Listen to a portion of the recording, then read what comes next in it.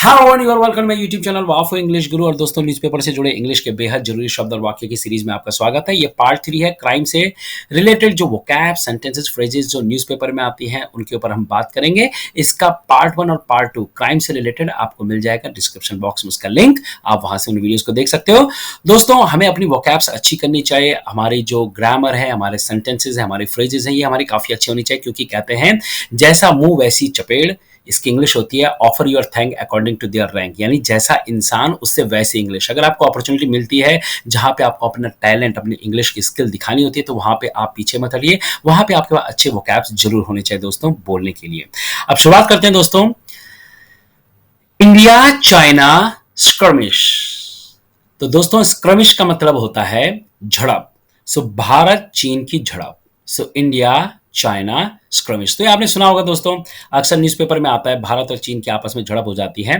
तो Chinese and Indian troops in fresh skirmish at Himalayan border. Himalaya सीमा पर चीनी और भारतीय सैनिकों के बीच ताजा झड़प।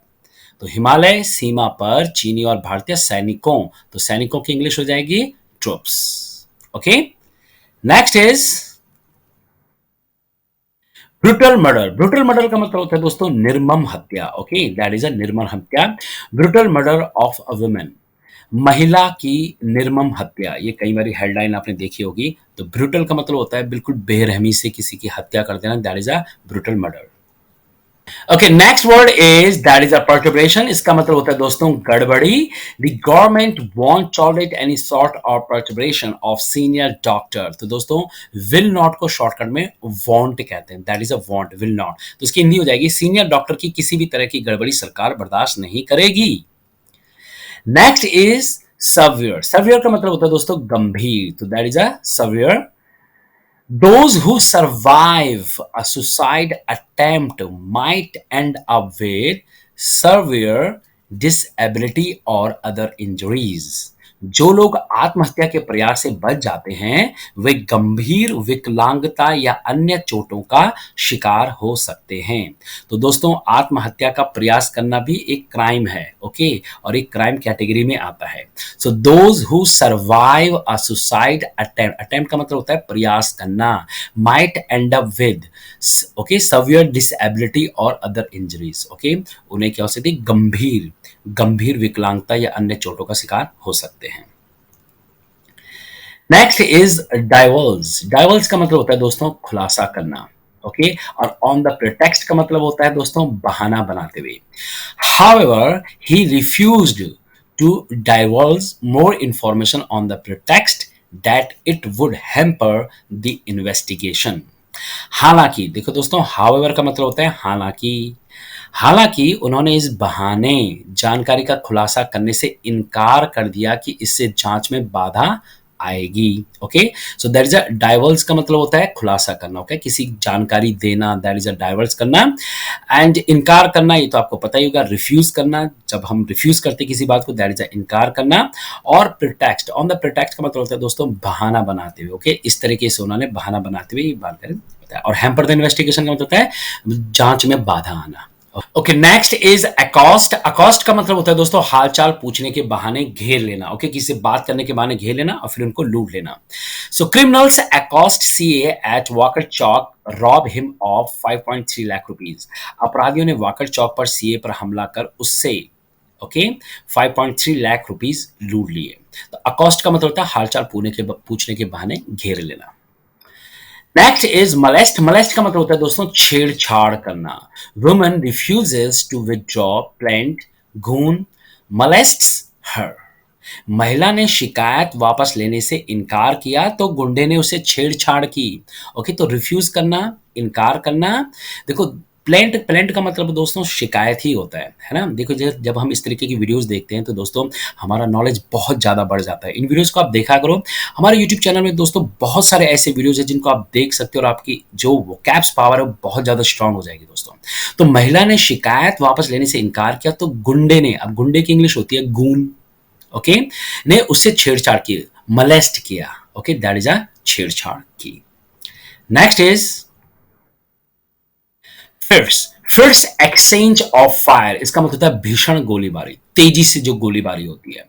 A woman Naxalite was on Saturday killed in a fierce exchange of fire between the Maoist and police। माओवादियों और पुलिस के बीच भीषण गोलीबारी में शनिवार को एक महिला नक्सली की मौत हो गई। Next is slain. स्लेन का मतलब होता है दोस्तों मारा जाना। No record found for slain terrorist. मारे गए आतंकवादी का कोई रिकॉर्ड नहीं मिला। Next is deceased. वैसे बहुत सारे लोग इसे डिसीज्ड भी कहते हैं, that is a deceased. So deceased मृतक। A youth body recovered. The deceased was strangulate to death. तो स्ट्रेंगलेट का मतलब होता है दोस्तों गला दबाकर किसी की हत्या कर देना। सो एक युवक का शव बरामद, मृतक की गला दबाकर हत्या की गई। ओके, तो मृतक की इंग्लिश क्या होती है? डिसीज्ड या deceased. Next is mauve down. Mauve down का मतलब होता है दोस्तों कुचल देना। अ 27-year-old man was move down by a speeding बस इन दिल्ली सिविल लाइन्स। दिल्ली के सिविल लाइन्स में एक तेज रफ्तार बस ने 27 वर्षीय एक व्यक्ति को कुचल दिया। Next one is untoward incident. इसका मतलब होता है दोस्तों अप्रिय घटना। No untoward incident since Friday night says Manipur security adviser. Manipur सुरक्षा सलाहकार का कहना है कि शुक्रवार रात से कोई अप्रिय घटना नहीं हुई। Next is turns hostile. इसका मतलब होता है बयान से पलटना। Another witness. विटनेस का मतलब होता है गवाह। टर्न्स हॉस्टाइल इन 2008 मालेगांव ब्लास्ट केस। 2008 मालेगांव विस्फोट मामले में एक और गवाह अपने बयान से पलट गया। Next is stabbed to death. Stab का मतलब होता है दोस्तों छुरा घोंपना, किसी पे चाकू मारकर हत्या करना। A minor girl was stabbed to death in Maharashtra Kalyan last evening. Maharashtra के कल्याण में कल शाम एक नाबालिग लड़की की चाकू मारकर हत्या कर दी गई। Clash with mob. इसका मतलब भीड़ के साथ झड़प। मॉब का मतलब होता है भीड़, लेकिन गुस्से वाली भीड़। Okay, so Manipur security forces clash with mob in Imphal. Houses set on fire, snatched guns with civilians, worry police in violence hit Manipur. Manipur Imphal में भीड़ के साथ सुरक्षा बलों की झड़प। घरों में लगाई आग। तो घर में आग लगाने, हाउसेस सेट ऑन फायर। हिंसा प्रभावित मणिपुर में नागरिकों से बंदूकें छीनने। स्नैच का मतलब होता है छीनना की घटना से पुलिस चिंतित है। That is a violence hit Manipur. Okay, यानी हिंसा प्रभावित मणिपुर। तो हिंसा प्रभावित मणिपुर की इंग्लिश हो जाएगी वायलेंस हिट मणिपुर। ये कुछ दिनों पहले आया था न्यूज में। Next is sporadic incidents. इसका मतलब होता है छिटपुट घटनाएं। और अनरूली मॉब का मतलब होता है अनियंत्रित भीड़। The situation is tense in some places where sporadic incidents of firing and congregations of unruly mob during the last 24 hours। पिछले 24 घंटों के दौरान गोलीबारी की छिटपुट घटनाओं और अनियंत्रित भीड़ के एकत्र होने से कुछ स्थानों पर स्थिति तनावपूर्ण है। ओके, तो दैट इज अ स्पोरेडिक छिटपुट घटनाएं, छोटी मोटी घटनाएं। एंड अनरूली मॉब का मतलब होता है अनियंत्रित भीड़। मॉब का मतलब होता है भीड़। Next is smite. स्माइट का मतलब होता है मारना।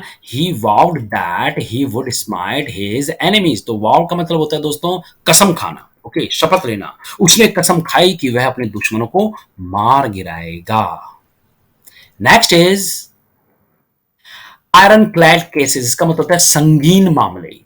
Iron clad cases against criminals so that convictions rate goes up. अपराधियों के खिलाफ कठोर मामले, संगीन मामले दर्ज किए जाएं ताकि सजा की दर बढ़े। So that is a ironclad cases, okay? And conviction का मतलब होता है दोस्तों सजा, सजा किसी को पनिशमेंट देना। Okay, so that is a सजा की rate, so that is a conviction rate goes up, बढ़ सके। Next is कनाइवंस। कनाइवंस का मतलब होता है दोस्तों मिली भगत। The Punjab vigilance bureau on Wednesday arrested a builder for setting up an illegal colony in connivance with the officials and employees of the Punjab vigilance bureau ने बुधवार को खरड़ के अधिकारियों और कर्मचारियों की मिलीभगत से अवैध कॉलोनी स्थापित करने के आरोप में एक बिल्डर को गिरफ्तार किया। तो मिलीभगत की इंग्लिश हो जाएगी connivance. Next is manage to dodge. तो मैनेज टू डाज का मतलब होता है चकमा देने में कामयाब हो जाना। Operation Sagar Kavach terrorists manage to dodge forces. Operation Sagar Kavach आतंकवादी सेना को चकमा देने में कामयाब रही।